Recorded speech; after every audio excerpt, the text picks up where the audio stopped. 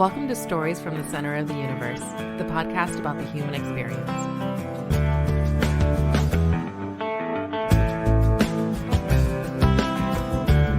Dave, Klisz, welcome to the Center of the Universe. Thank you, sir. I guess we should start with how we connected. Silent Rob is here in the room with us. Silent Rob. And you and Silent Rob have known each other for how long? Going on between 24 and 25 years. I mean, I guess it depends on what month we met. We went through we'll get to that. I guess we went through the police academy together, so we've been friends ever since. And Silent Rob, just for the listening audience, is giving hand signals instead of talking. All right, so Dave, you are a man of many experiences, I would say. Yes. And I'd love to cover all of them at whatever level of detail you want to get into. Let's start with where were you born? I was born in San Leandro, California. Okay. What was mom or dad doing out there? My dad worked for GE, okay. And my brother and I were both born out there, 2 years apart. My sister was born in Fort Wayne, Indiana. She's 2 years older. I'm the middle child. After he got out of college, he went to work for GE in their management program, but he went through high school kind of early, so he got out of college early as a result, and was kind of a young person in this management program. So he kind of took a leave, and then he went into the Army and served for 4 years in the Army, and then GE.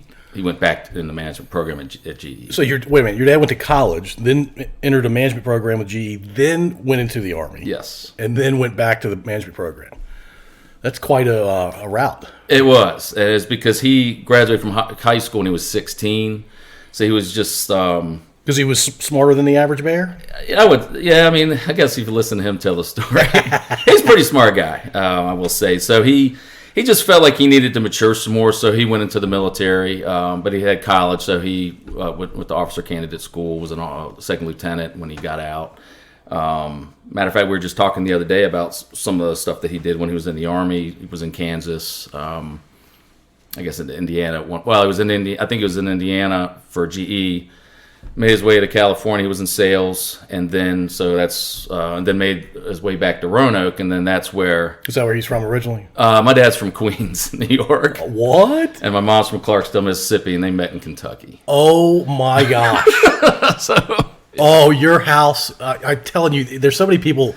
Well, actually, not that many people that have parents that are from such different backgrounds that I wished I had known them back then, and I would hire a camera crew. You and I could be gazillionaires now. Yeah. Yeah, that's wild. So after leaving California, we came to move to Roanoke. GE moved him to Roanoke, and that's where I did kindergarten, first and second grade. So you have memories of California. Yeah.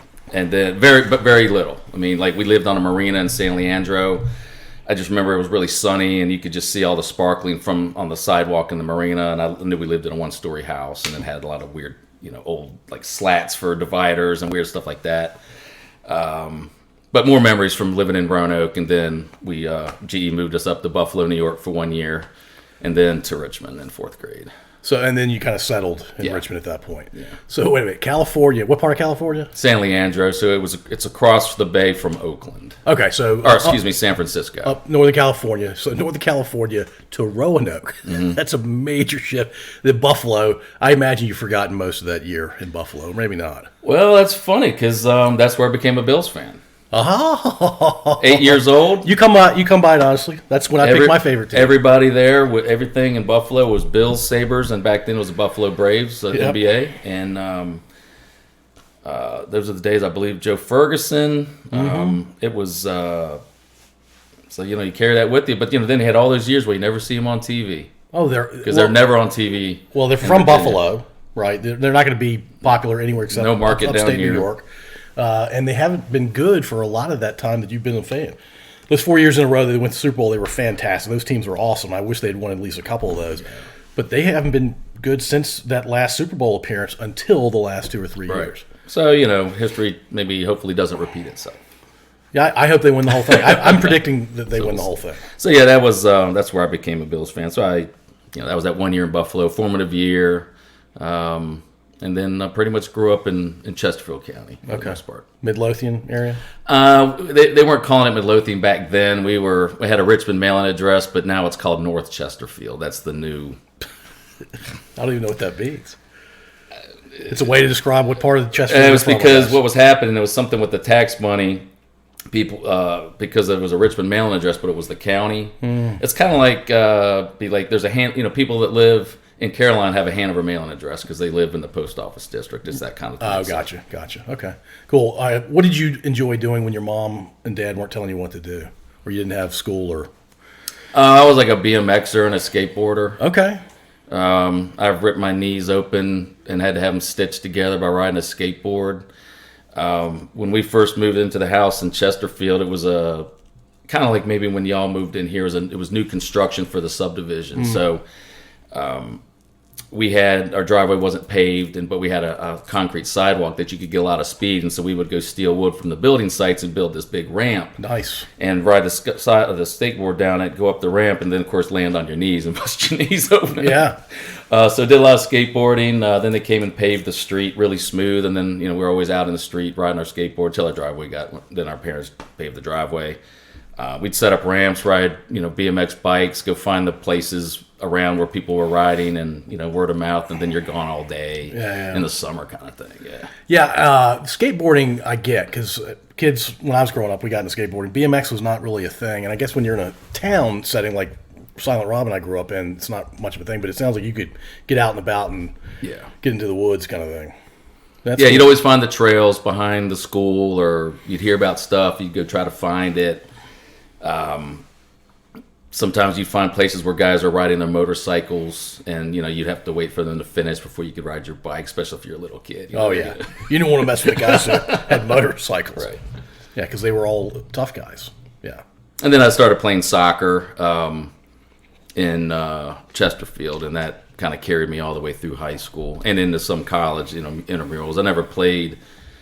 I didn't play varsity or anything in college, but I played intramurals and played some adult soccer too after I got out of college. But then when it got to a point I'd be too sore to do my regular job, which I guess we might get to here in a little bit. I'd be too sore to actually be safe and stuff. So soccer, was soccer big back then?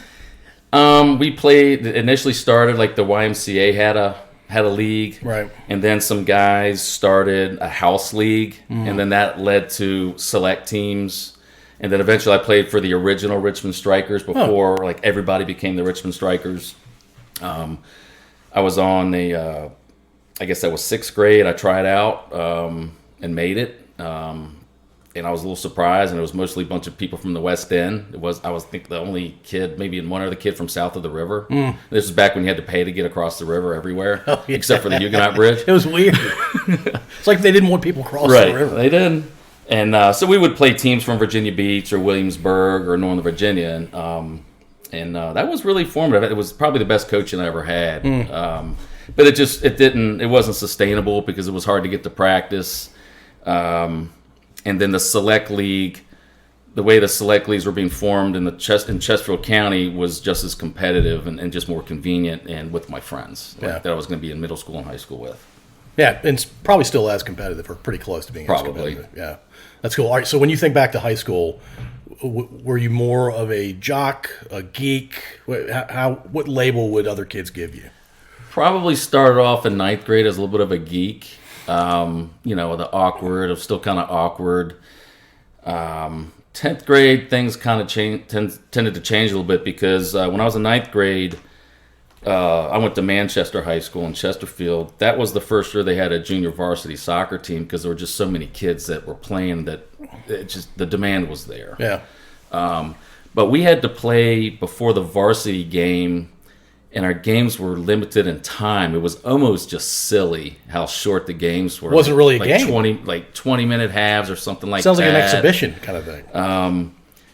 But then when I was in 10th grade, I played up on varsity some because I was relatively skilled. I didn't go on to do any great things with soccer, but people would get pulled up just like they do now. Sure. And so kind of started getting into that realm a little bit more of being an athlete. I didn't letter. I played full varsity my junior year, lettered my junior year, and then my senior year, same thing. I was a captain of the soccer team, but then I was also a kicker for the football team. And that changed a lot. That's when I guess I turned into a jock, as you say. The young ladies like football players. And I always seem to be dating some girl. But soccer was really I kicked a few field goals, some extra points. We went 2-8, 10 game season. It wasn't really much. Was it nerve-wracking kicking field goals? It happened so fast. I mean, it's more nervous being on the sideline. So these guys that you see, the pros are different, but in college, the anxiety level of these guys thinking they might get in field goal range has got to be off the charts, because I had it in high school. Yeah. And it didn't matter. And I remember one time we hadn't scored, and I think, I don't know, 2 games or 2.5 games of quarters, and then I kicked a field goal, and they almost picked me up. I mean, that's how bad we were. That's pretty bad. But I just always. But you were the first one to score in that many quarters. Yeah. But I always wanted to try it. I was always a soccer player. I always liked football. Didn't play it growing up. It just wasn't something that was part of our family culture, I guess. Yeah. My dad played baseball, so that's what me and my brother kind of started at. Right. But I always wanted to try it, and so the guy that was the kicker that was good, he had gone off to college. The coach that the season before was a winning season. That coach left. He knew the talent that was coming up. And I was like, this is it. I'm a senior. I went out. I mean, nobody else went out for the kicker, so me and the punter hung out. And sometimes when they were hitting the sled after practice, we'd hide. Like most punters and kickers. Yeah. So the only story I have from that, other than just kicking some field goals and had a couple touchbacks, was on one kickoff return. I don't remember what game it was, what part of the season, but this is what gave me complete respect for guys that play the whole game. I got hit blindsided on a kick return. I got up. I didn't even know which way to go to find my tee, and I didn't even know which way was the sideline I needed to go to, and I was sore the whole weekend from one hit. Yeah, no, I believe it. And so I got a lot of respect for these guys that play in pain. Oh, I love the game. I love watching it. It just wasn't something was for me physically. So anyway, yeah, there are guys that take hits like that. I don't know, once or twice a game, every game. Yeah, it's amazing. Yeah, I don't understand it. Cool. You mentioned going to college. Where'd you go to school? I went to James Madison University. Okay. Did you like JMU? Oh yeah, best 4 years and 2 summers of my life. 2 summers because your major was really hard, or because No, I kind of majored in. I was thinking about this before I came over. How do I explain? I kind of majored in what kegology kind of thing. I mean, I know that sounds like a cliche, but you're being accurate though, right? Yeah, my freshman year, I was on academic probation after my first semester freshman year. Despite the A in kegology, just it got the best of me. I wasn't like that in high school. There'd be some beer parties at Manchester, might go to them, but my dad warned me. He said, you're not going to drive the car, and if you're gonna, I said that you're just not going to do that. So right. I didn't. I heeded that. If I was being picked up, that was kind of a different story. If somebody else was driving, but when I got off to college, it was just wow. This is the best I've ever had. Blah blah blah.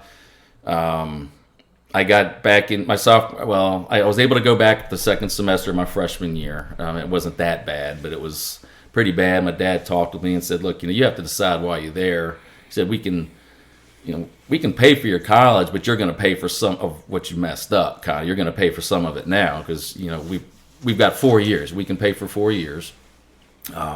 So I had to go 2 summers to get out and 4 years to kind of make up for that. So I technically was a sociology major, the hardest one they have. No offense for all the sociology. No, I was actually really interested in it. I wrote some good papers, and I studied deviance, criminology. I minored in criminal justice, political science. I really finally got in gear and got a good education. I just had to go a couple summers and I think one summer I took golf to get the credits. Sure. But I got out. I was there from 87 to 91, so I graduated in August of 91, that summer. And why that's significant is because they had just recently switched to graduation in the stadium because of the amount of students that were there. Right. My sister graduated from there in 89, and so she graduated in May of 89 in the stadium, and it snowed that time. I remember it was really weird to have it snowing in May in Harrisonburg. But then when I graduated, because of the summer group, it was a lot smaller. We graduated on the quad out in front of Wilson Hall, which was the traditional place for the graduation, and it was just made for some great pictures, and I always thought that was pretty cool. Yeah, so an August graduation ended up working out. Yeah. Yeah, that's great. Sociology, I took one sociology class. I actually really enjoyed it. Mm-hmm. I mean, there's a ton to learn. Most people, the average person doesn't realize how much there is within sociology. Yeah, I mean, when you break down the science of how people interact with each other, how they indicators they have. I mean, all the stickers that people put on the back of their car, that's all sociology, and that's studied. Yeah. I mean, look how much you can read. Those are called indicators. Look how much you can read from people, just whatever they have on their car. Even if they have like one or two stickers, you can kind of tell maybe their perspective on life. The fact that they only have one is part of their makeup, right? Right. And the ones that have like 50, you're like, what's going on there? Right. Yeah. Cool. So you graduate. What did you think you were going to do with your degree? At that point in time, I kind of thought I always knew I wanted to help people. I just didn't know how or where I was going to end up. I wasn't a business major. I didn't study finance. So I just wasn't geared that way. And my dad was in business. Actually, it's a separate story. If I hadn't got into JMU, I was going to be going to VMI. It's a very different experience. Yeah, but I ended up getting into JMU. But and that led to why I ended up going into public service later. But I always knew I wanted to help people. I just didn't know what facet that was going to be in. I mean, I had been involved in stuff with my church throughout my formative years. Our parents directed us towards that. Nothing was forced or anything, but that's what our family did. We were charitable people, and I felt like that's what I wanted to do, and I just didn't really know what.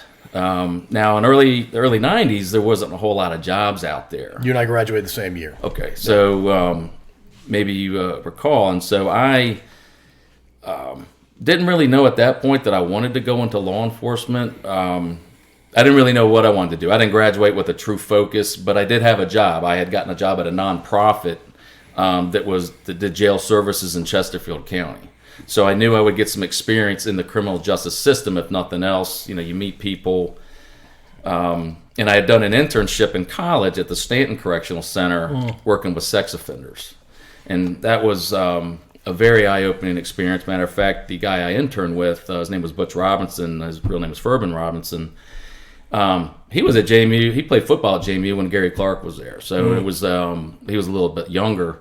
And so he would tell these stories, and it was fun working with him. He was a little, not reckless, but just very open with the way he would talk and stuff. But when he was working with the offenders, he was very serious, and so he kind of mentored me a little bit. And I thought, I kind of want, this is interesting to me. Not necessarily helping sex offenders, but somehow doing some kind of work with them. But I just wasn't sure what I was exploring. So I got this job with the nonprofit. And just to show you how small world it is, one of the other ladies in the office that I interned with was good friends with the lady of this hiring agency that I went to work for, and that was one of the reasons I got hired, is because there was a good connection there, and I'd done a decent job with the internship. So I did that for, I got out in August 91. So like September of 91 to July of the following years, and then and that's when I applied to be a deputy in Chesterfield, and I got hired doing that. Yeah, you usually have to do something, whether it's college or another job, before you become a police officer. Typically, high school graduates don't go directly into police work. Right, and back then, the police agencies, which I had done some applications to, what did I have to lose? I had the age. I was 21. You had to pretty much have previous experience as another police officer somewhere else, or military experience. And so that was going to make you over 21, over 22, pretty much, So, but they're always hiring people to work the back of a jail. Always. Because nobody wants to do it. It's a tough job, and it does have turnover. But I applied there, I guess the summer of 92, and I started with Chesterfield July 20th of 92. And worked there for the next 6 years. It was a good job. And you were back at the jail? Back at the jail for a little while, got a couple promotions. I had college, so they were doing things a lot of very antiquated there. There was some stuff that was being done by hand, which I was like, we can get a computer and do this stuff a lot easier. Oh, but we've always done it this way. You're talking about pen and paper for a bunch of stuff? Yeah, like logbooks and stuff that, we can automate this and save this, and we don't have all these things in a closet anymore. But you know, I don't want to knock them, and Carl Leonard's down there now. He's done some outstanding stuff, but so I got a couple promotions, and so it was worth staying there for a while. I was making good money for mid '90s. Yeah, your buddies probably weren't making as much as you were. Most of them. Some of they were getting their start at Signet, which it turned out to be Capital One, but it was a good career. After a while, I got moved over to do some administrative stuff, but I felt like had gotten promoted a little too quick for my age and experience level. I mean, I think this sometimes might happen in the military, and I've seen it in movies, I guess, if it's a true depiction where, the lieutenant's a little too young. He don't have nearly experience. He's just got the authority. Right. And if you look at yourself in the mirror, you got to feel confident with what you're seeing. So I decided to make a change and completely start over. What had happened back in '92, the same time I started working at Chesterfield, I had applied with Hanover Sheriff's Office. Didn't get hired. I knew that Stuart Cook had been the sheriff up here and was making a lot of changes. There was always good stuff in the paper. Back then that was the only way to get news. Two papers, Richmond, the new Times-Dispatch and the News Leader. Yeah, we had a morning and an afternoon. Yeah. And I didn't get hired, but I kind of said, someday let me get some experience. I was having a lot of fun working with Chesterfield. I worked with some great people. It was a violent place. It was exciting. I know that sounds kind of weird, but it was exciting. You're handling a lot of volatile stuff. You're trying to, and we had an overcrowded jail, so you had to be clever on how to handle some of these situations, where to put people. Somebody causing a problem, where do you move them until you can solve another problem? Because then you have all these people that can't go in the same housing area together because they'll fight. So it became, an interesting challenge on how to figure that out. Eventually, I was a shift supervisor. We had a jail of over 500 inmates, which is considered medium size. And then I got another guy. Something happened to the personnel guy. I don't know if he got demoted or I got reassigned over to personnel and training. And for the jail or for the whole sheriff's office. Gotcha. It was about 200 sworn.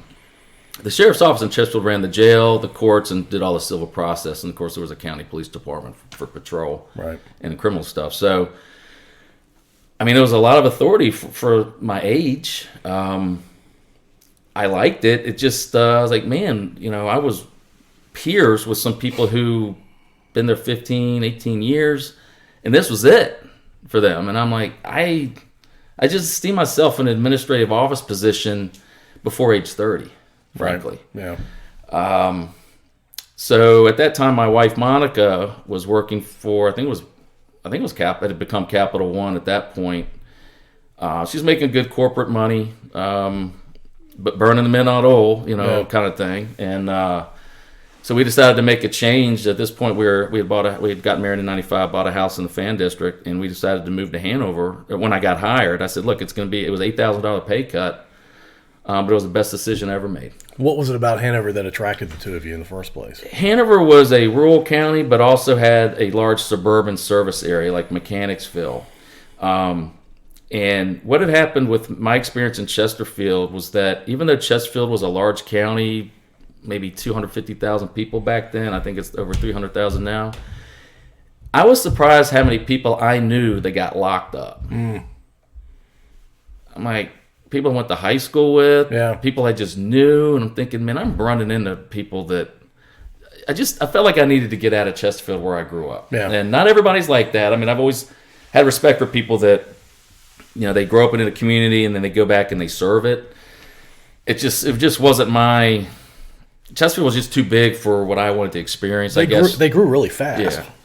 So I knew Hanover was not quite like that yet and had an excellent reputation. It really did. As a county or the police? The law enforcement agency. Yeah. And so, I did some looking into it. Monica and I drove up here. We looked around to see if this is the kind of community we want to live in. Because I wanted to live where if I was going to get hired there in police there, I wanted to live there.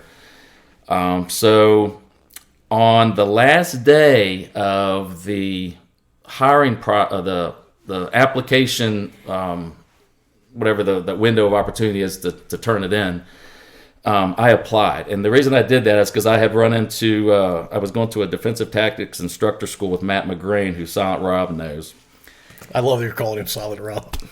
And I just told him, hey, I applied up there, and he was an investigator with Hanover, and I said, hey, I applied back there in '92, but I had this good career going in Chesterfield, but I was thinking about making a change. He said, dude, what do you have to lose? He said, if you're thinking about it, you'll always be thinking about it. So I went up on the last day. Believe it or not, I hand-filled out the application in the lobby. Did you have a digital option? Could you have done it on a computer? It wasn't there yet. Oh, wow. And I'll tell you that, I'm the one that came up with that when I was working at Hanover. You're like, these Chesterfield guys haven't figured it out. Well, I came up with it, but it was somebody else's idea, but I was the officer that put it into practice. Well, innovation is 5% idea, 95% right. actually getting it done. So I got I took the written test, took the physical agility test, I got the oral thing, polygraph background, all that. I was also in the process at the same time with the Louisa Sheriff's Office, and I got an offer around the same time from both. I'm like, man, I got to go with Hanover. There's a little more action than Hanover, So, not much more. That was 1998, and that's where I did my whole career. Okay. Well, except for some years at Chesterfield, which all counts in Virginia retirement system. As it should. It would be silly if it didn't, right? Yeah. So 24 years. Did you start patrol? I did. I had because when I was at Chesterfield, there's different certification in criminal justice. So you have civil process certification, court security certification, jail certification, and then law enforcement certification. So I needed to get that, and that's where Rob and I met in the police academy. He only needed a few weeks to do Virginia stuff to supplement his federal, because you had been to a federal academy, I think. I went through the whole thing because Hanover wanted everybody. It didn't matter if you were coming from another police agency, you were going to completely start over. That's since changed because you can't get people to apply at your place now if you got to go through another academy. But that's how it was then. I was fine with that. I said, I'm just going to learn everything from scratch. Even though I already had experience dealing with people, I knew how to move prisoners, search them. I already had firearms training. But I didn't think I knew it all. I knew I was going to learn a lot. And I did. And started off in patrol on evening shift when I got out of the academy. And the evening shift is like night going into the morning hours kind of thing? Back then we worked a 5 days on, 3 days off. So it was permanent shift. So day shift was 6:30 to 3:30, and evenings was 2 to 11, I think. And then midnights came in they worked 10 to 7. So there's overlap on each one. Right. So yeah, I got pretty used to that. But you always had to have your car clean. I mean, your day was like 10 hours plus. Oh, yeah. I mean, putting all your uniform stuff on. But I liked it a lot. I learned a lot. I imagine that was the most active part of the day, too. It was. I mean, you worked. Day ones, you were already out working and not just coming on duty when people started wrecking their cars during the evening rush hour or whatever. And that way you come in early enough so the guys who work days can finish off the reports and get off on time. The whole point is to get off on time. There's no point in working over unless you're stuck out on something major. Right. How many calls did you get per shift, sort of thing? It depended on where you worked in the county. So everything was on one radio frequency. So if you're working out in Beaver Dam, you're probably not going to get, I don't know, are we allowed to cuss? Sure. You ain't going to get shit probably until it gets dark and somebody wrecks the car into a tree or whatever if they're drunk, or domestics start, but you would just hear the calls go one after the other in Mechanicsville because there's a lot more people there. Sure. So depending on where you worked, I tended to work central. Ashland was in my patrol area, but we didn't patrol Ashland because they had their own police department, but you'd have to cut through there. So that was very advantageous. It was places to eat. Right. I could slip home. I lived on Mount Herman Road. I could slip home if I needed to. If you worked the area where you patrolled, if you lived in the area where you patrolled, you were allowed to go to your house. But if we'd have to get permission to go outside your patrol area. And most of the time you could, as long as you're not spending too much time outside your patrol area. You remember that. But it was enough to keep you busy. I mean, it wasn't, you had plenty of time for traffic stops and what they call discretionary time, and you could, a lot of times you stop cars, people are wanted, find drugs in the car. What's the crazy stop you can talk about? This is this is the craziest stop, but it was not a traffic stop. Okay. But it became a DUI arrest. So me and my training officer were sitting at what used to be the Overhill Texaco on 33 at Overhill Drive. Now it's BP or Exxon or whatever. And we're just sitting there, and it's dark, and it's probably maybe 10:30, whatever. And this lady pulls up next to us and rolls down her window and is like, can y'all tell me how to get back to 295? I got to get to Chesterfield. I'm drunk as shit. Wait a minute, you heard of Mark Carr? Mark Carr. She was really drunk. We get her out. You could smell it. And what I tell people is that commercial on TV, when the officer comes up and the guy rolls the window down and it's like the liquid just flows out, that's how overwhelming alcohol is. Wow. To someone who's completely sober when you've had 2-3 beers. Yeah. I mean, it's overwhelming. So you could smell it off her. So we put her through some field sobriety. She wasn't that cooperative. But that based on her performance on field sobriety, based on her statements, she got arrested for DUI, and then she proceeded to piss all over the back of my car just to show me. Do you think she did it intentionally, or she said she was. She said she had to go. You're not letting me stop. Like, most people can't hold it. Adults can. I don't know how many she had. She wasn't that cooperative. But that was probably the craziest because that's the kind of stuff that happens to you in patrol sometimes. You don't even have to go looking for it. I mean, I've always made this joke over my career. Like, good police work is knowing what to do when the shit's right in front of you and not fucking it up. Yep. Because there are guys that'll fuck it up. Sure. I laughed at this woman being drunk and talking to you guys and asking where 295 was. By the way, she was less than a half a mile away. She's very close. She probably went the wrong way both times and just couldn't find the exit. Drunk driving is not funny, but she was taken care of that night because you guys were there. Well, she was dumb enough to stop and ask you where 295 was. But wow, I've never heard a story like that. And I'll tell you about another stop. There's I don't know if it was the craziest. It's hard to think of the craziest off the top of my head, but ones that are significant. This was a Richmond firefighter, and usually my code was I never wrote cops or firefighters. I mean, you have discretion when you're out on the road, kind of depending on what they were doing and what their demeanor was. Because they're serving the community as well. And I always thought the last thing I want to do was drive in a manner where someone has to stop me and do whatever. But we got a call for service for a guy who was having a domestic with his wife because he was too lazy. He had it was during winter time. Remember that. He had delayed in putting all the Christmas decorations up in the attic, and his wife had gotten pissed off. So he finally got to it. He's up there, and she closes the attic push-up door or whatever. He can't get out, and he eventually stomps on it enough where he falls out and falls on his back, apparently. Well, so they're having this domestic, and he had been drinking, and he was intoxicated, according to the wife. And so he gets in the car and says he's got to go to the hospital.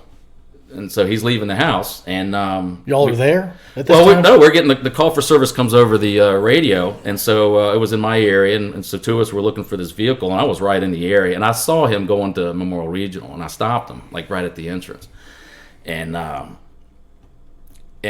he showed me was when I got up and I said, sir, I need to see your license, registration. The reason I stopped you, blah blah blah. We got a call. Da da da. He's like, this is all you need to see, and he's showing me his fire ID. I'm like, well... Do you know who I am, kind of right. thing? He was a Richmond fire captain. And I don't take that personally. That's not what I asked for. I asked for his license and his registration. I told him why I stopped him. He's like, this is all you need to see. So we didn't get too far. Finally got that stuff. But he was intoxicated. Like I said, you could smell it. And he just wasn't being cooperative. And so I did field sobriety in the car, Silent Rob. Fingers, did the head. I knew that wasn't going to fly, and so of course I called a supervisor on a channel, a private channel, and say, "Look, this is what I got. I mean, this guy's driving himself to the hospital. He is intoxicated. His car's in the roadway. I didn't stop him. He didn't make it to private property. One of those. Oh, they made it to their driveway, but boy, I can tell they're drunk. You can't really arrest somebody in the front yard, but you saw them driving on the road. They're intoxicated. It's that gray area." He said, well, you do what you got to do. Don't worry about the fire captain thing. So I arrested him for DUI. We got his blood, and he got a good lawyer, and he got convicted of reckless driving. And that's how that works. Yeah, I mean, I get it. It's nothing personal. Yeah, no, I get it. My job was to, I've always said, to arrest means to stop. It doesn't mean to fuck with. It doesn't mean to ruin your life. It just means to stop. Yeah. Well, his wife called. He was drunk. I didn't know where he was going. He said he was going to the hospital. Turns out he had a big welt on his back. Yeah. He probably was going. what do I do? Let him just keep driving? I don't know. Well, if he's not a fire captain, right? If he's not a public servant, you're definitely. So when you stop somebody and they say this is all you need to see, you're being belittled. They're not letting you do your job. And there have been times I stopped one guy one time, and it turned out he was a state troop special agent on surveillance. All he did was hang his badge out the window. I'm like, I'm not even bothered. Why even go up there? Yeah. It was just for an inspection sticker or something. It wasn't even. Yeah, I get it. You just get back in the car and you clear up. So in 24, you ready to go? I was just going to say. We'll put the mic in front of you, man. Sorry. I'm I was talking just too going to much. say, no, it's what you said. My thing was the same thing. If you were in public service, I went military. I wasn't really going to mess with you unless you really had something going on. Also, if you had my birthday. But I always said that if you gave me the ounce of respect I deserved as a human, not even the badge or the uniform, just as a human, and you didn't do stuff like that, then you had a 60% chance of getting off with me, you know. So, and we were encouraged to give advice, especially with teenage drivers. What's the point in writing them a ticket and having them go to court? You can do more right there on the side of the road and then calling their parents. Yep. Now, if their parents just basically tell you to fuck off, well, then that's a whole different story. You stroke out a summons, I'll see you in court, and let Judge Gilman handle it. Yeah, well, and your parents who don't. There's plenty of them, but there's others that will do more than you ever can to correct that child. Oh gosh, I even had a kid want me to be a reference for him. There was a guy I arrested. I said, "You sure you want people to know how I know you? You treat people right, the way you want to be treated. You're gonna have a good career." Yeah, well, and good things happen in general. Yeah. Yeah. You weren't patrol the entire 24 years. What did you do besides? I was with Hanover from '98 to 2019, so that was 21. I did 27 years, actually, all told. So I was only with Hanover for 21, but I did. Because I had that administrative experience in Chesterfield, making more money, I got this administrative label in Hanover shortly after I got there. So I was in patrol 98 to right before my daughter was born, 2001. I wanted to do 5 years in patrol because I was kind of told, this guy named Richard Farmer kind of mentored me a little bit. He said, you do 5 years in patrol before you do anything else. You got to get credibility. Yeah. And I wanted that. That's the whole reason I left Chesterfield, came to Hanover. I wanted to get credibility, working the road, working cases, demonstrating that I know how to handle myself. That's what I wanted. I wanted that. I mean, to me that looked valuable. And but I got approached saying, "Hey, we know you worked in Chesterfield. Personnel officer's going to be rotating out. You've been kind of selected to fill his role.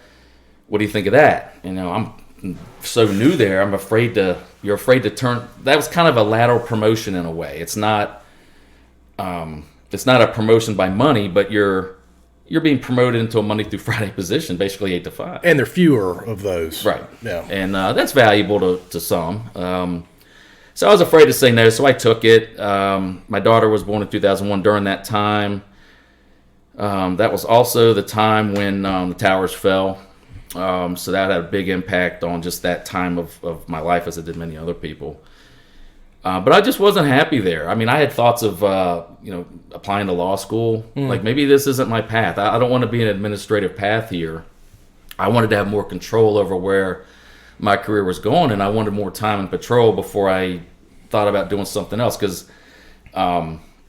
what I eventually ended up doing was what I still had in my mind is like, I want to do patrol, learn how to do investigations, and start working into catching sex offenders. And that's what I wanted to do. I just didn't know how to get there, but I knew working in personnel and helping get the application where you could do it online, I knew that wasn't my path there. Right. But it was a step in that direction, maybe kind of a side step before I could get to the forward step. So I put in for a transfer request to come out, and that rubbed the sergeants that I worked for at the time. It kind of rubbed him wrong because it was a little confusion on who I was actually reporting to. Was I reporting to the training sergeant, even though I was just the personnel officer, or was I reporting to the training and personnel lieutenant?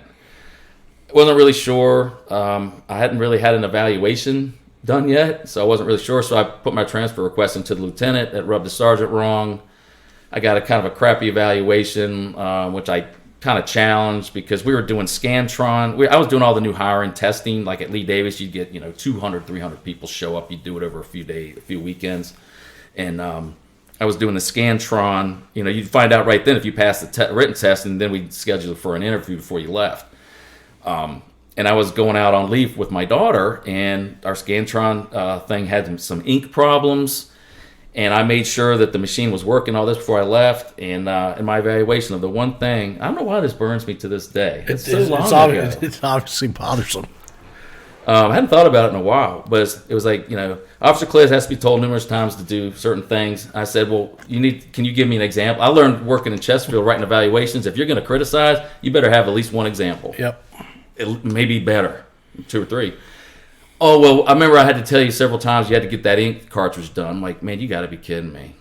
So I was glad I transferred out. I went back to patrol. I thought for sure that I was going to go to back to evenings. That's what I requested. I had done some midnight shifts before I went into personnel, and that wasn't too bad. I got put back on day shift, what they call daylilies in Hanover. They call them daylilies. It's the midnight rollers, the daylilies, and evening shift doesn't have a nickname. Because that's the core shift. And so I learned how to do a lot more traffic stuff, funeral escorts, warrant service. Met a lot more people at headquarters. And in 2003, I got approached by the same mentor, Richard Farmer. He asked me if I was interested in investigations. And at that point in time, I felt like I had enough experience to do that. And I became an investigator in October of 2003. You had mentioned earlier investigations and you wanted to catch sexual predators. What was it about sex predators that... This was before the internet, obviously, when I was working at the Stanton Correctional Center. And I would go there Tuesday, Thursday. I think I did it for the whole summer. I'd just drive down from Harrisonburg. And I remember I always had to park on a hill because I had one of those Volkswagens that didn't always start. You had to pop the clutch.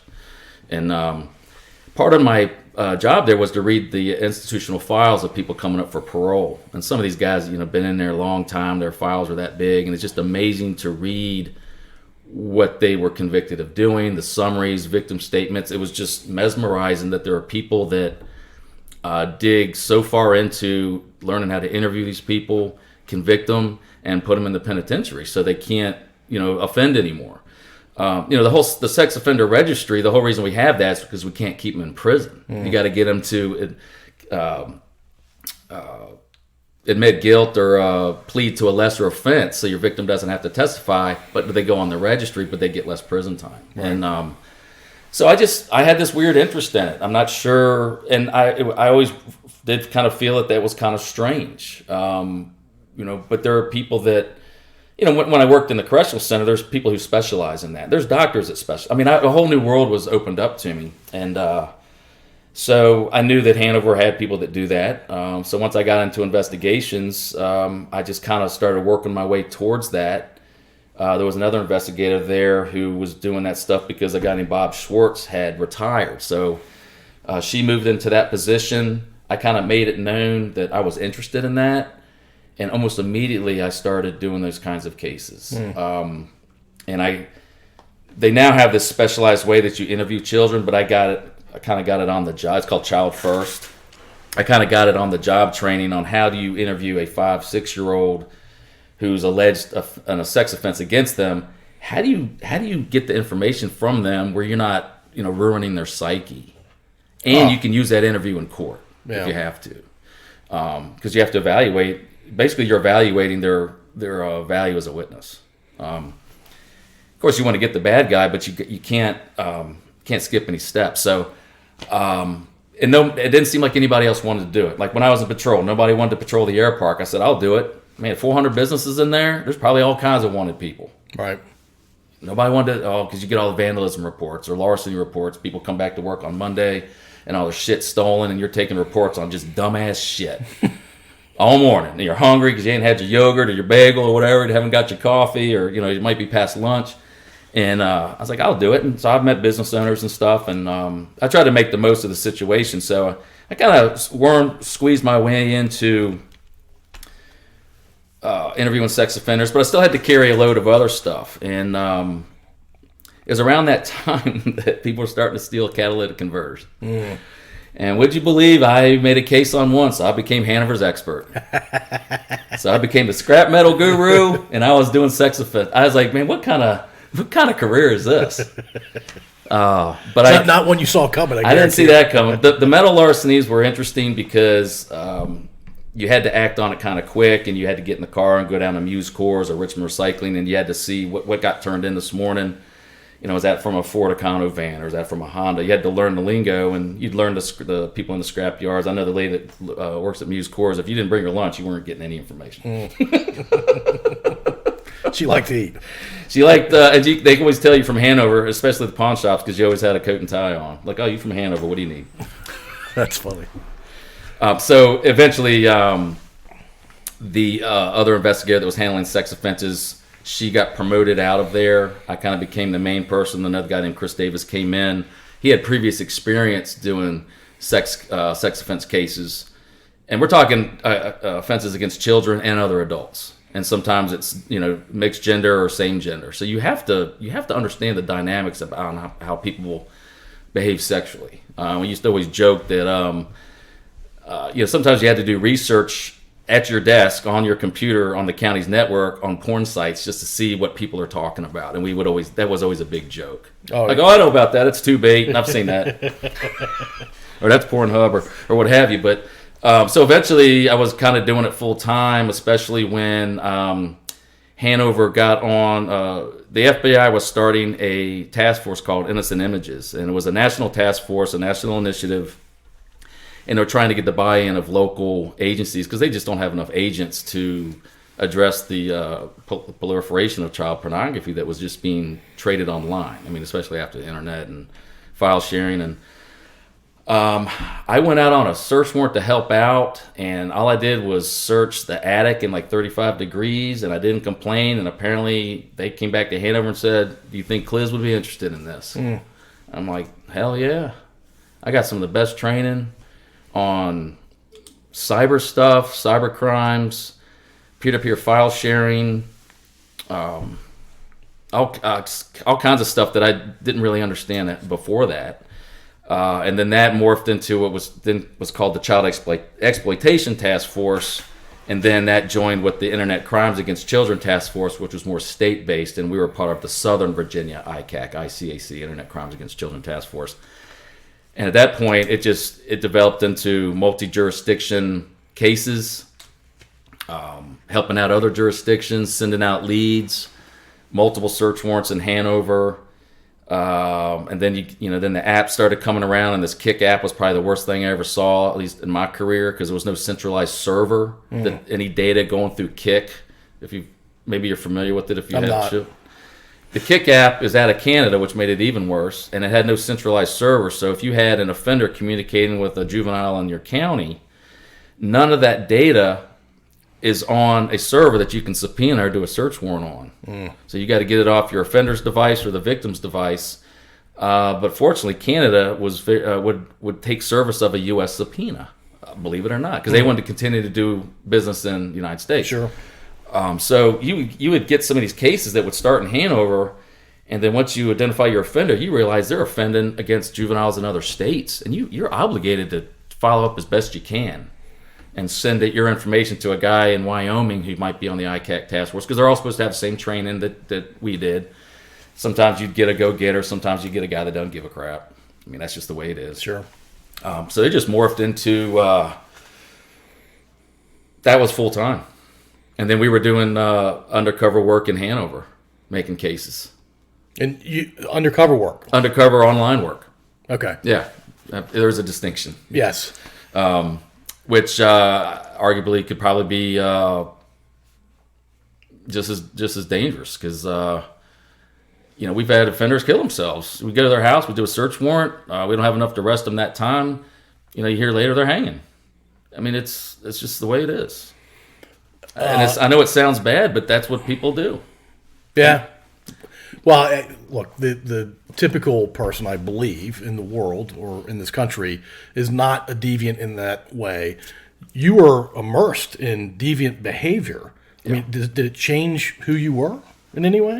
It does, and that's a good question, because we got training let me back up a little bit. As part of the federal side, I had an appointment every year where I went and got an evaluation. I was evaluated. And I liked it because I got to go up there and talk about my mother-in-law for an hour.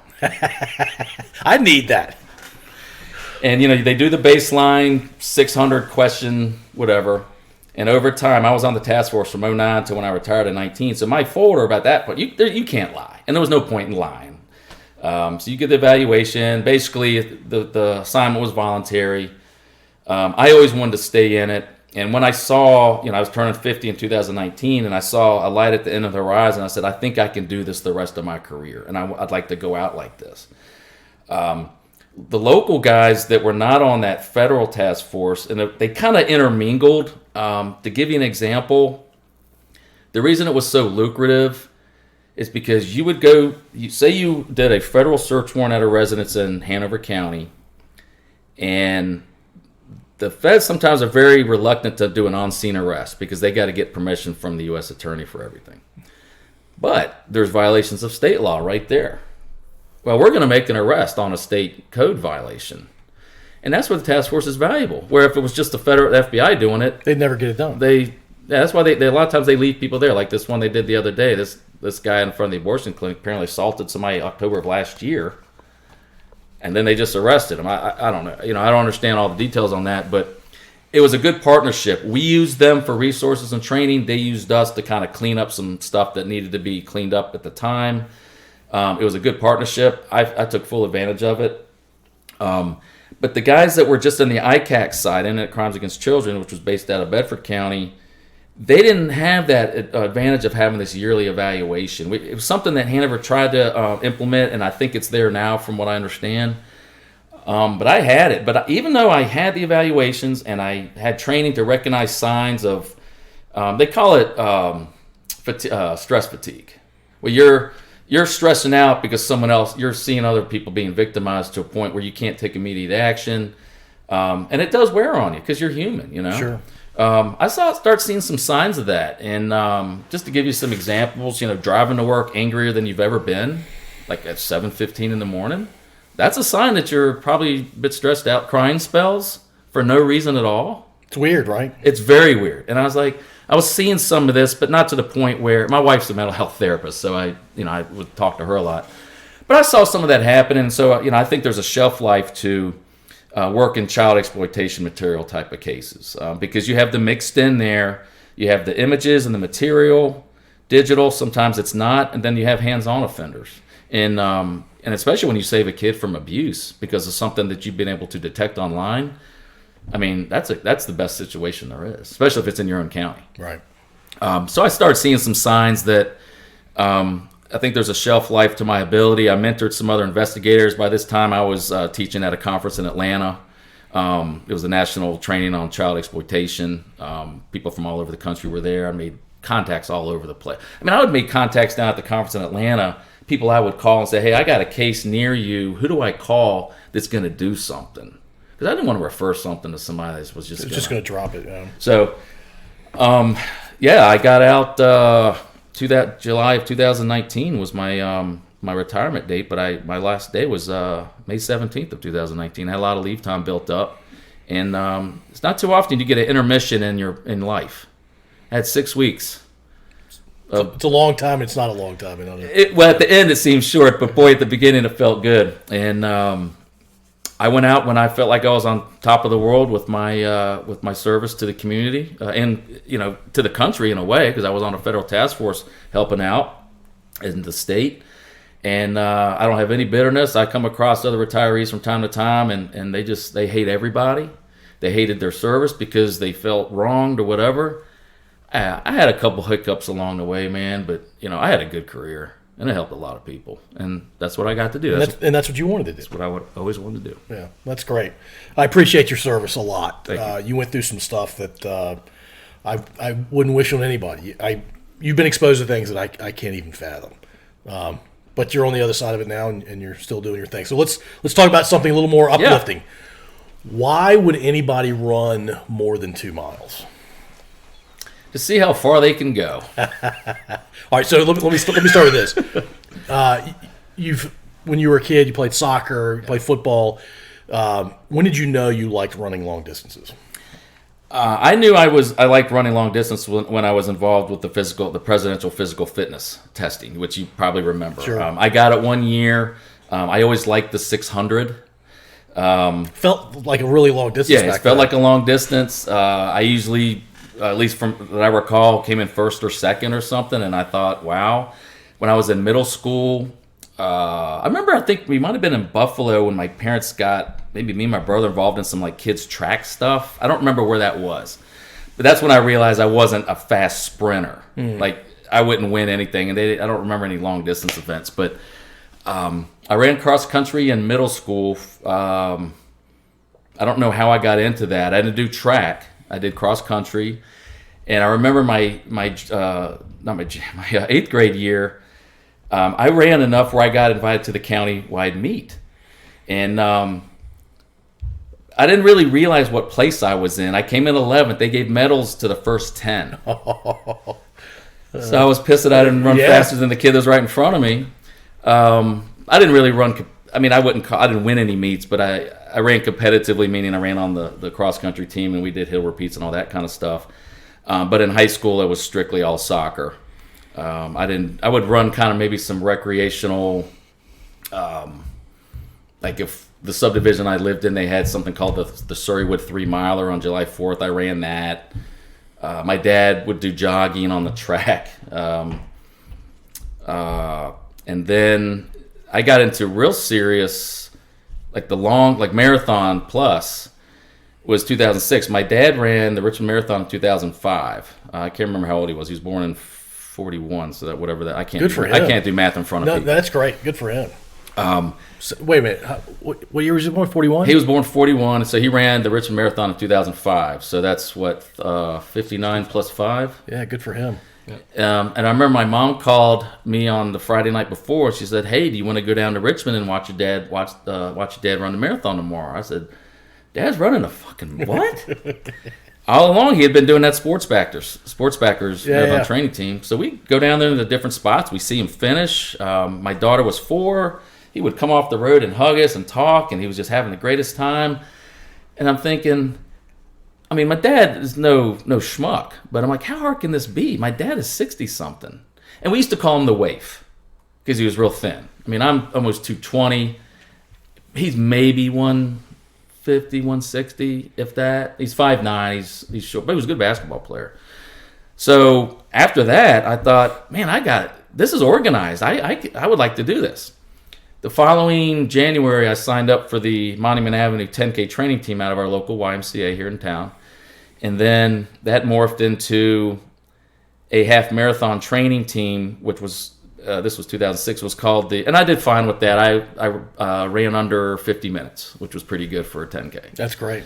And of course, I was, I think, 180 at the time. That kind of morphed into, I found a half marathon training team that was training for the Battlefield half, which then turned into the Patrick Henry, which then turned into the Ashland half. And I was out at the Verona Battlefield. And I met some of the coolest people during that training group, people that are your pace that you spend hours with on Saturday morning. We weren't going to win anything. I just thought, man, this is great. And so that fall, I ran Richmond. That morphed into a grassroots, or whatever you want to call it, marathon training group that we met every Saturday. Of course, you'd have to do your runs during the week so you could keep up on Saturday mornings for what they call the long run. And I finished, and I couldn't believe it, and I got hooked after that. And I've done, I think, 38. 38 marathons. Yeah, and half of those are ultras, which are 50K or longer. What's the longest you've run? The longest I've finished was 100 kilometers, but I've run farther than that. I just didn't finish the race. So 100K I ran, it was called the Graveyard 100, that started in Corolla and finished in Hatteras on the Outer Banks. That was incredible. If my math serves me correct, 100K is 60 miles. It's 62, right? 62. Yeah. All right, so I'll tell a quick running story. And you and I met tonight, so you've physically seen me. I don't put off a runner vibe. But I did run a half marathon back in my 30s. I was not your dad's age running a marathon. Then you know what it takes. I do, and I finished. I ran with my brother-in-law. He wanted to run with me. He's a Navy guy. I'm an Army guy. I thought we were going to run the entire time, not stop and walk ever. And he stops to go pee. At 2 miles in, I'm like, what are you doing? I said, I'm going to keep going, man. He's like, no, we're running this together. So I was wrecked the rest of the time because once you stop once, your legs get heavy. It can be brutal. Anyway, a minute after he and I finished, a guy my age now died at the finish line. And I said, I don't think I'm going to run these anymore. Yeah, people do. It's scary. So the reason I kept up with it, I was doing these types of investigations back then. So it was a serious coping mechanism. Maybe that and a little bit of the adult beverages, maybe sometimes too many of those, but mostly the running was a very good way to cope with stress from work, families, just regular everyday things, but I felt like I had a little bit more from work. And I wanted to be effective in my job. And I was you don't meet too many drug addicts or alcoholics on Saturday mornings at 7 when you're going out to run, between 10 and 16 miles. And when I say run, yeah, there is some walking in there when you get your water or you got to go to the bathroom or you just need a walk break or whatever. And over time, my ability level lowered, so I would incorporate a little bit more walking just so I could do the distance. But, right. With anything that I do, sometimes I tend to get a little obsessive. I heard about this group called Marathon Maniacs. I'm like, well, I need to know about that. I learned that the minimum entry to get into that is 3 marathons in 90 days. So I did that. But there are people that do one every weekend. I mean, for everything that you think you're doing, there's people that are doing it 10 times. You realize that. So, but I had met a lot of interesting people. It morphed into... kind of developed into doing some relay stuff with other adults where we ran something called the Colonial 200 where we ran from Charlottesville, past Williamsburg in a relay format. And then when I was turning 40 back in 2009, I thought, I should find a 40-mile race. By then I had done a lot of marathons and frankly, they weren't really that hard to finish. I mean, I wasn't running sub 4 hours. I'm talking 4.5 hours, 4 hours, 40 minutes. Nothing close to Boston qualifying for my, I was doing okay for my ability level. And I was having fun. And, these events need slow people like me for race fees. So they can give money to the prize and to make the fast people feel fast. Exactly. So I found a race called the Strolling Jim 40 Miler in Ward Trace, Tennessee, and that was in the mountains of Tennessee. We ran that. And that had to be a little more brutal than average. It was. Altitude and the up and down. It was, and yeah, there was some time where I wasn't sure if I was going to finish that or not, but they did have a 40 for you at the end. And some raw chicken. The guy that runs he's the one that does this thing called Barkley Marathons, if you've ever heard of this. I've heard of those. It's the same race director. They're in Smoky Mountains, right? Yeah. Same race director. He writes messages on the road to mess with you. Like, these aren't hills. You haven't seen hills yet. And then after that, I thought, well, here's the quick story on that. That race was not 40 miles, it was 42 because they had to detour it because of a rainstorm during the race. So there was, at one point, we didn't even know where the finish line was. So by the time it was done, I'd run over 42. I'm like, I can do 50. That's just another hour and a half, 2 hours, and you're on your feet all day. What's another 2 hours? So that morphed into a 50 miler. I did one of those, and then a couple more of those. I ran from Marathon Key to Key West in a race, and then I tried my first 100 miler year before last, and I had to quit at 70 because it was just too much pain. Yeah, so I was going to go to mental pain. So let's go to mental pain. Actually, what are you thinking about when you're running? Do you have a million thoughts running through your head, or is it just this constant calm where there's not a lot you're thinking about? It's a constant calm, and the way I describe it is like this. It's very similar to the moments before your child is born. There's nothing else that matters in the world. Okay, yeah, that's a good way to think about it. So with the running, when you go in that kind of distance, for what I felt like I needed to cope with, when I got out to those long distances, the only thing that mattered was what was happening right there in the moment, what was happening next. Getting to the next aid station and getting some food. I'm not thinking about my personal problems. You get to a point where, you just tolerate the level of pain. And that's, you're alive when you're feeling that. And you want to see how far you can go. And you meet interesting people along the way, too. You talk with people and you kill some miles that way. But life kind of hangs in the balance because the only thing that matters is what is happening right there next. And it's an interesting feeling, and it's hard to replicate it. It really is. Yeah, that makes a lot of sense. You can't replicate it in training because you're thinking about getting back home and doing something else because you're not in an event. Right. Okay. Yeah, that makes a ton of sense.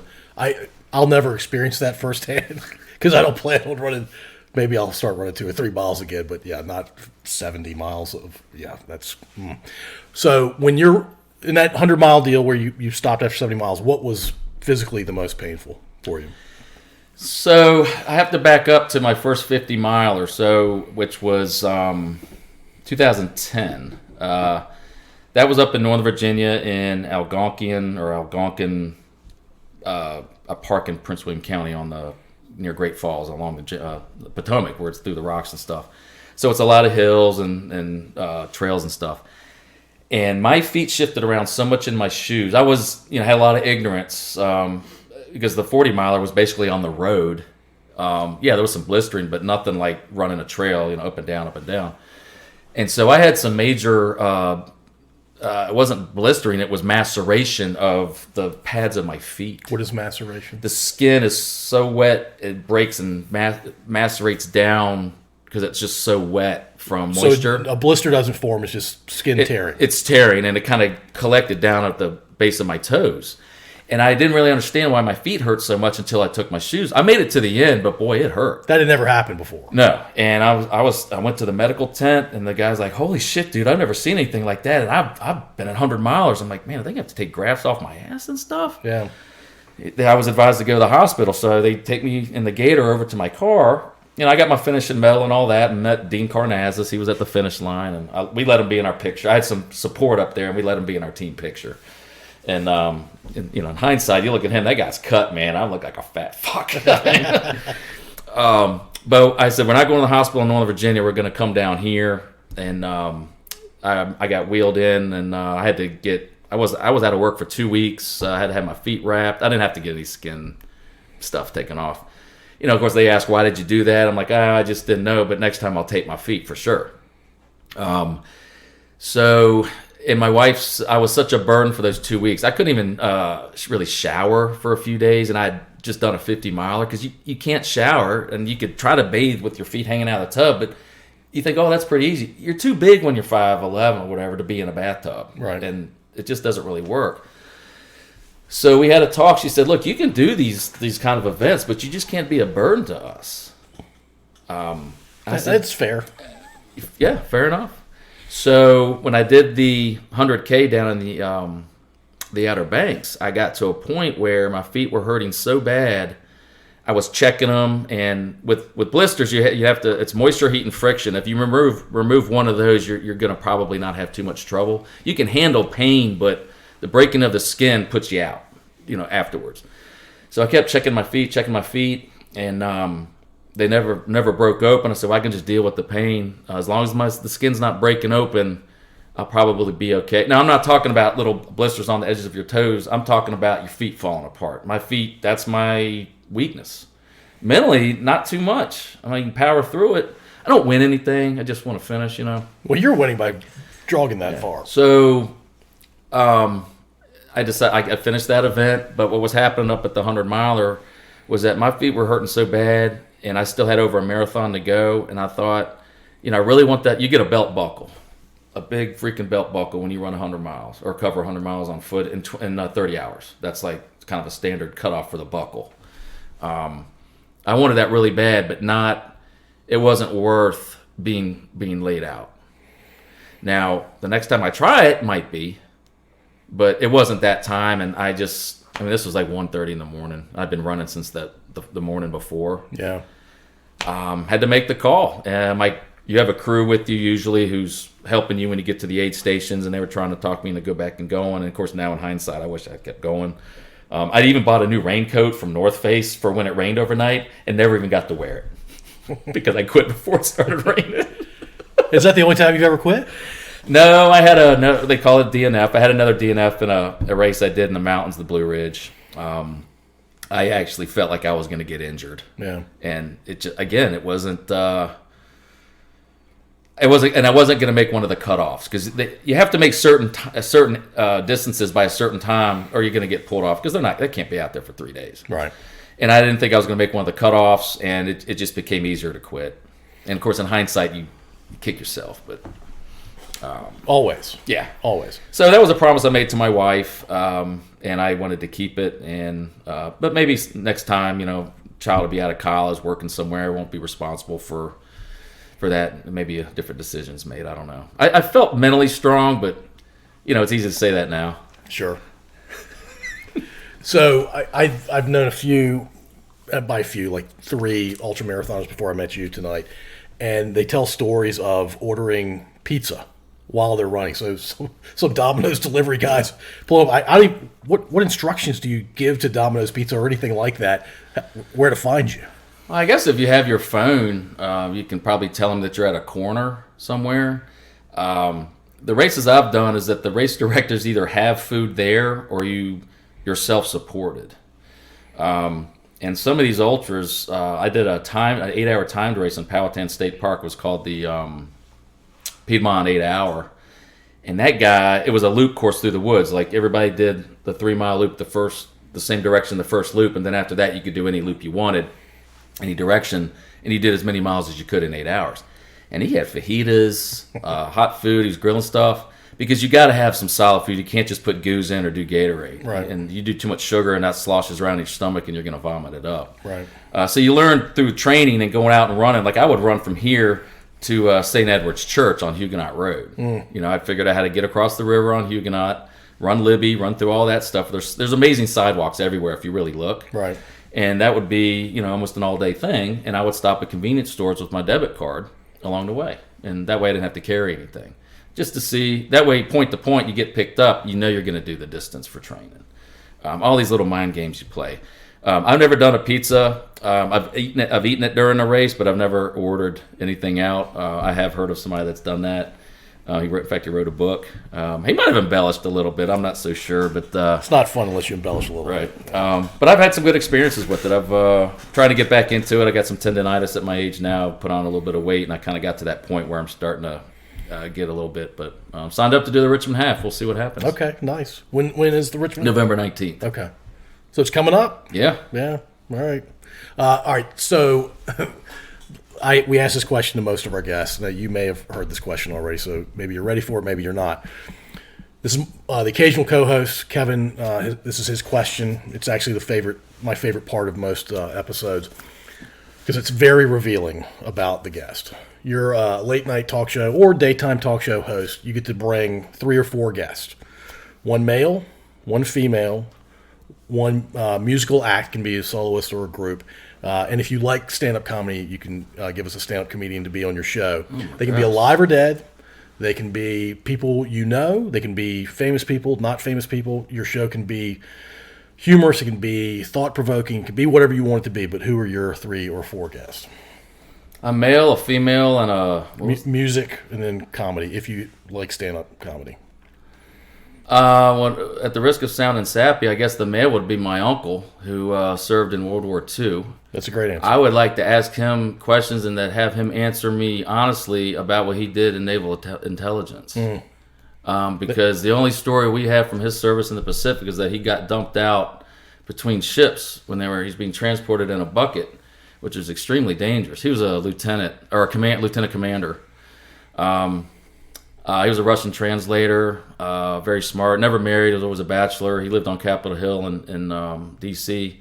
And he was my mom's oldest brother, so he was kind of a surrogate grandfather because my mom's father was born in 1887. Oh, my gosh. And so he was elderly when I was a little boy, my mom being the youngest of 10.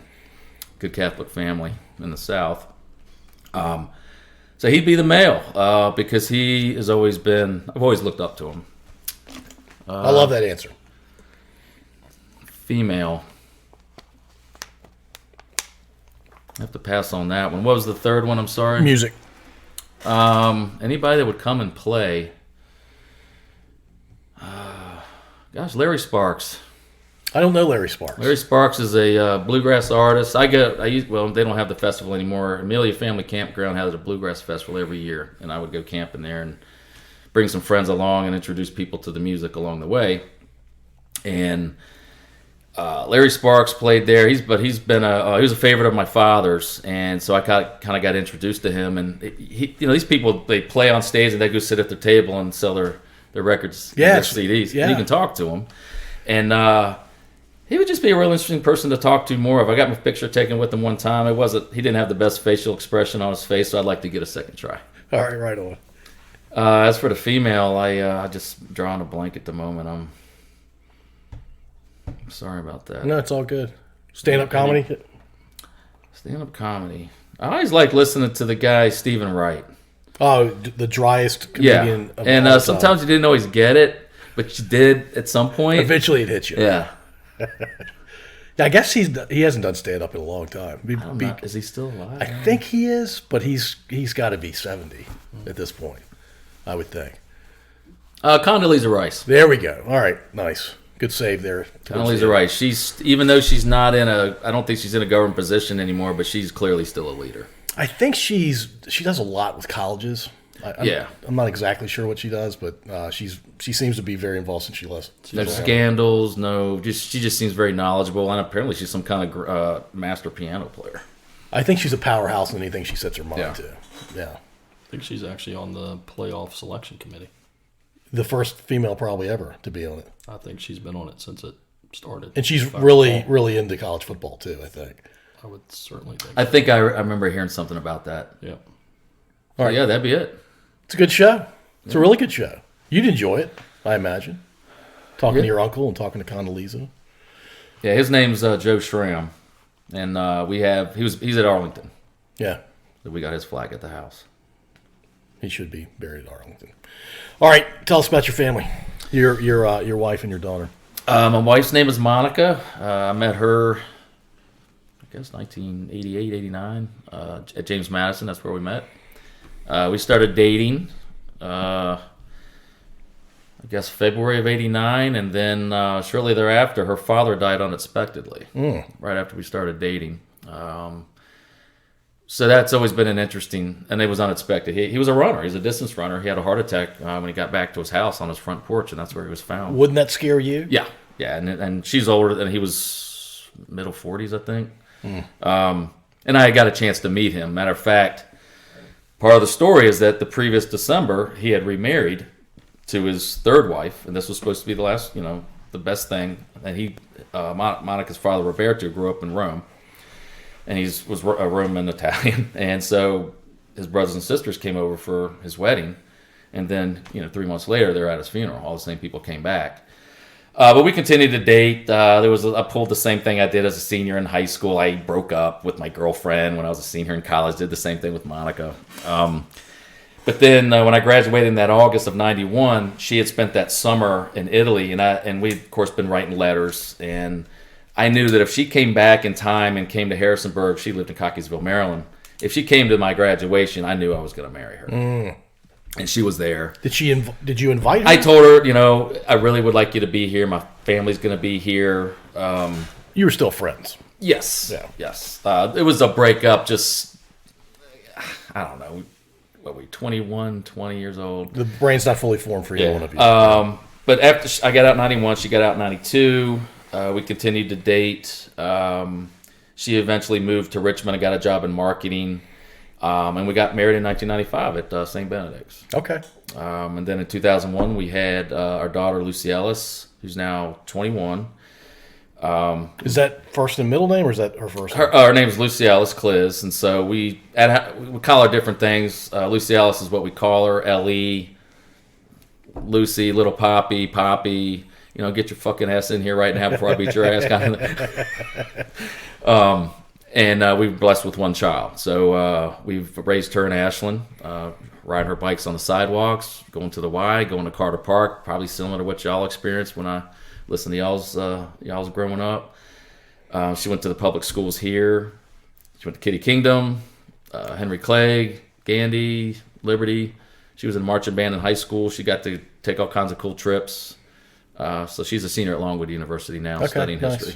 Very cool. And we do a lot together. We have a lot of fun. Haven't gone camp. We used to have a father-daughter camping trip that we used to do with some other fathers and daughters. We were kind of part of Indian Princesses for a while until we got kicked out because of too much drinking. So we formed Dads and Daughters of Ashland, Nice. our own group. And so a lot more tolerant of drinking. Man. Yeah, it was better than Fathers and Girls. I mean, just the acronym didn't work. That's not a great acronym. It didn't work. Yeah. So yeah, she's coming home soon. She's gonna go to State Fair. She's got this boyfriend that went to Randolph-Macon. She's dating. So Okay. yeah, good family. It's 27 years this November to be married. Congrats. That's really cool. I forgot to ask you about your podcast. Tell me about your podcast. Oh yeah, my podcast is called Running in the Center of the Universe. So it sounds similar to... Very similar, because of Ashland. And I started it in 2008. Oh, you've been doing it a while. Yeah, and I did it. You're like a godfather. 2008 or 2012? I think it's 2008. No, 2012. I think 12 sounds more like... Maybe that's it. Still 10 years. I started it because when I was doing some of those long runs, I needed to listen to more than music, and I figured out how to find some podcasts and put them on my little iPod Shuffle. Remember the one that looked like a pack of Wrigley's? That's where the name came from, the iPod. The right? iPod. Yeah. And I thought, man, I could do something like this. By then I had a digital recorder at work. It would with the USB thing, and sometimes I would run and just talk to myself. And it's amazing how you could pass time talking to yourself. And so eventually I just did it to kind of keep myself accountable and kind of do an audio log of what I was doing, what I was experiencing, thinking while I was training for these, going out doing 8-9 miles in the middle of the week. You're coming home, your family's already eating dinner, you get cleaned up, and you're eating by yourself. I mean, a lot of stuff goes through your head when you're out there by yourself. And I would train during the week just by myself, not weekends I would run with a group.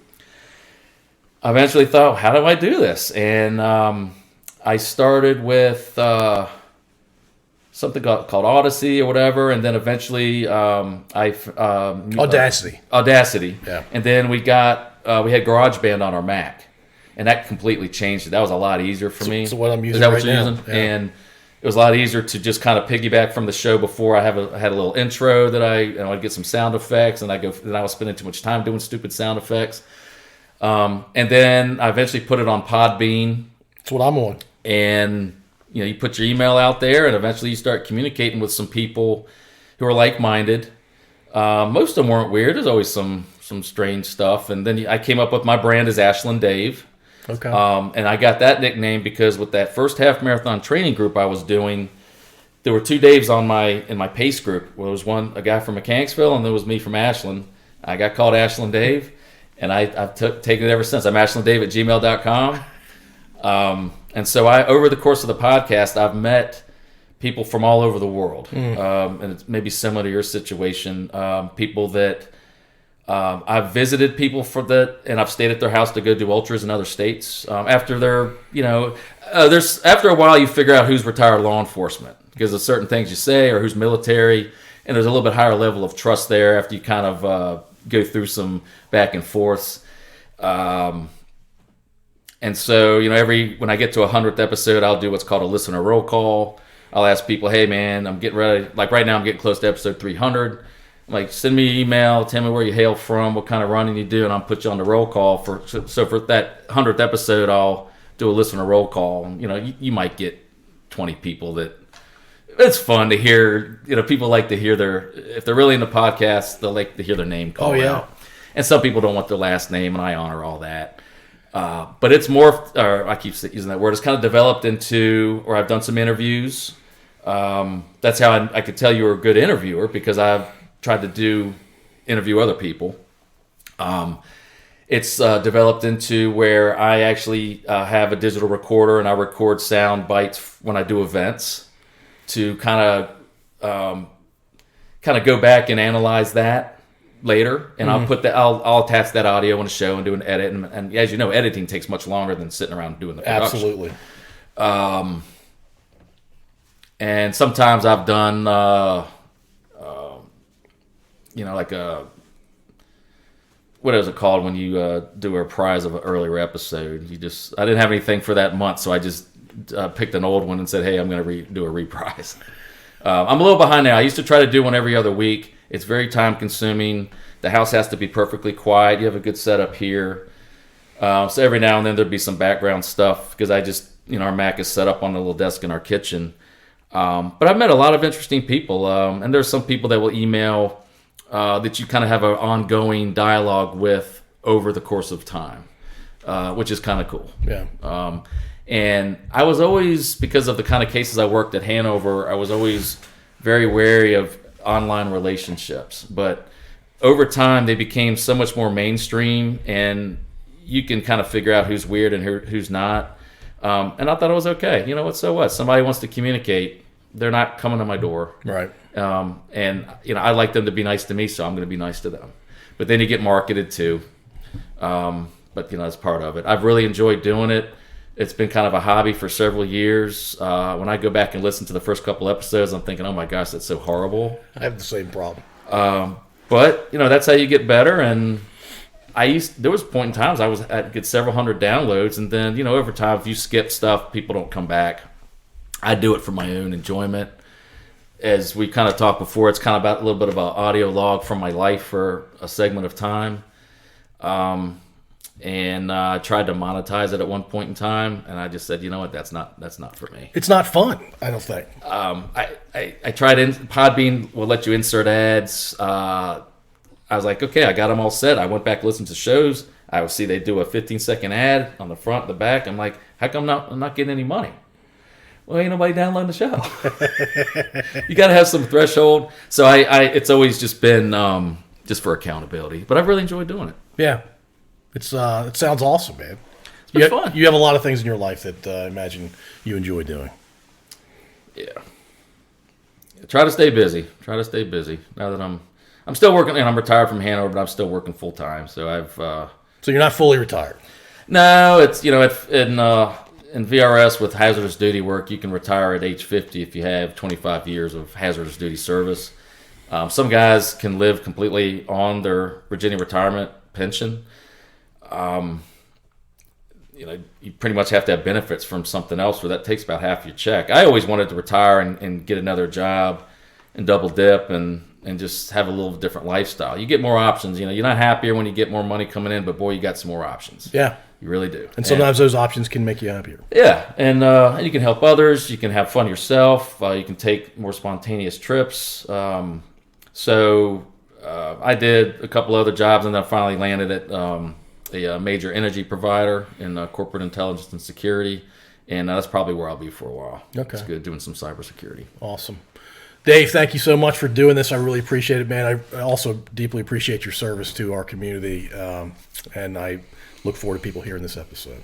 Thank you for the opportunity. It was good talking to y'all. Thank you. Thank you for listening. If you enjoyed this episode, please subscribe to wherever you listen to podcasts. We'd also really appreciate if you'd rate and review us.